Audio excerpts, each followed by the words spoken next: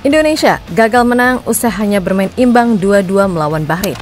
Yap, sebuah hasil yang dirasa sangat menyakitkan karena terjadi akibat wasit yang lagi-lagi nyebelin. Sesuatu yang pastinya akan menjadi trending topik sebab ya emang separah itu keputusannya. Belum lagi kelakuan para pemain Bahrain yang letoynya minta ampun, bahkan membuat Misil Girls kaget setengah mati. Yap, iya, yang menjalani debut beneran gak nyangka ternyata ada loh kejadian semacam ini. Nah, melihat segala hal yang ada, pastinya Pak Erik gak akan tinggal diam terutama buat melabrak AFC.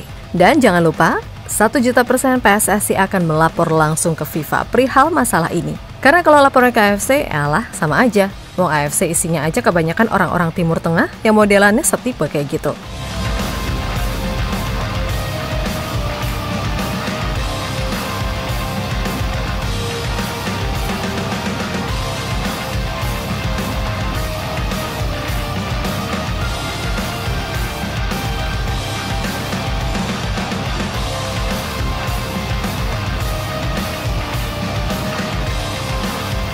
Lagi dan lagi, Indonesia harus mengalami kesialan ketika melawan tim dari Timur Tengah. Kali ini saat bersua Bahrain.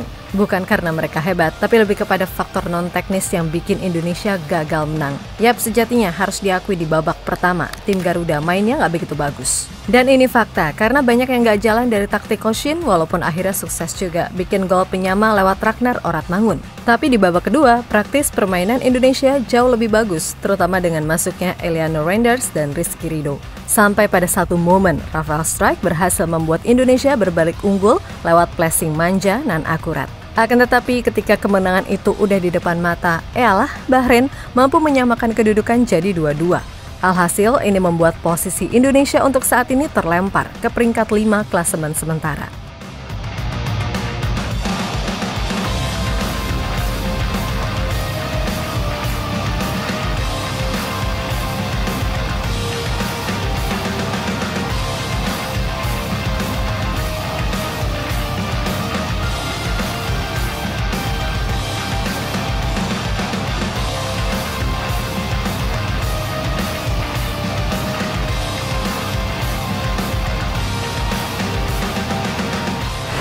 Yap, sebenarnya 1 poin dari Bahrain udah seperti target yang diberikan oleh PSSI kepada Koshin. Akan tetapi sejatinya Indonesia itu bisa loh menang dan bawa 3 poin. Namun seperti biasa, terjadi perampokan yang dilakukan oleh wasit yang bahkan kami pun tak sudi menyebut namanya. Sebab dari detik awal sampai kelar, wasit botak yang satu ini beneran asli, kelihatan banget berpihak sama Bahrain. Terutama di momen-momen pelanggaran ringan dan sedang. Walah, kalau pemain Bahrain yang disenggol dikit aja, langsung dong tiup peluit. Tapi giliran pemain Indonesia harus nunggu pelanggaran berat dulu baru tiup peluit. Ditambah nih, kelakuan para pemain Bahrain yang dramanya ngalahin bintang film. Senggol dikit, guling-guling. Sentuh dikit, teriak kayak digebukin sekampung. Pokoknya ya, ciri khas tim Timur Tengah gitu semua deh. Pantesan di Piala Dunia, tim-tim Timur Tengah cuma jadi badut. Nah, yang paling bikin publik tanah air geram sampai para pemain dan staf ikutan emosi, gimana bisa injury time yang seharusnya 6 menit, ini sampai mau 10 menit. Ibarat kata nih, selama Bahrain gak cetak gol, sampai subuh juga gak bakal ditiup tuh peluit. Dan beneran aja, di menit 90+9, sesaat setelah Bahrain cetak gol, langsung dong diakhirin pertandingannya. Emang kocak, super kocak, asli deh bikin emosi.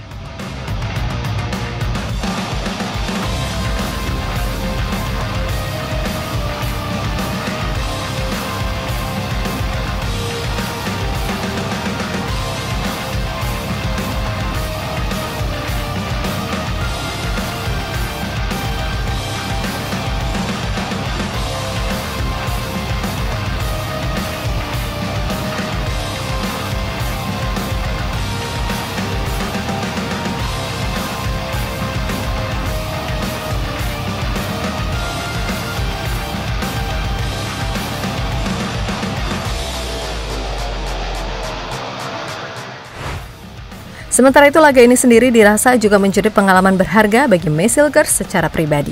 Sebab pastinya ia merasa sangat kaget dengan segala situasi yang mungkin baru pertama kali ia lihat.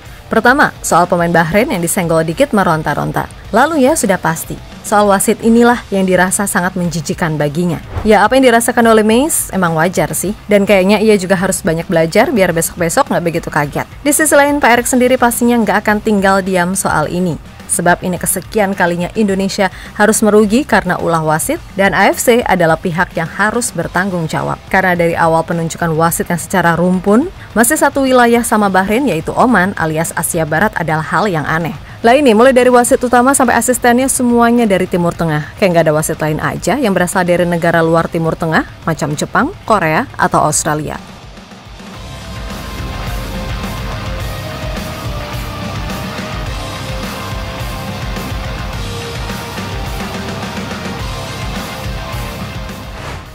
Lebih lanjut, kemungkinan besar PSSI akan membawa masalah ini ke FIFA langsung. Karena kalau AFC, gila, udah berapa kali Indonesia dirugikan? Dan fakta yang mungkin kalian belum tahu. Presiden AFC ini orang Bahrain, jadi ya cukup tahulah gimana.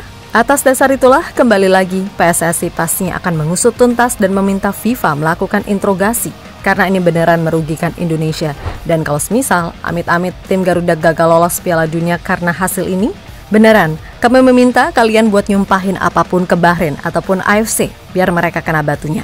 Kami tahu kalau FIFA sendiri sebenarnya juga organisasi yang nggak bersih-bersih amat. Tapi AFC, jujur sih, lebih kocak.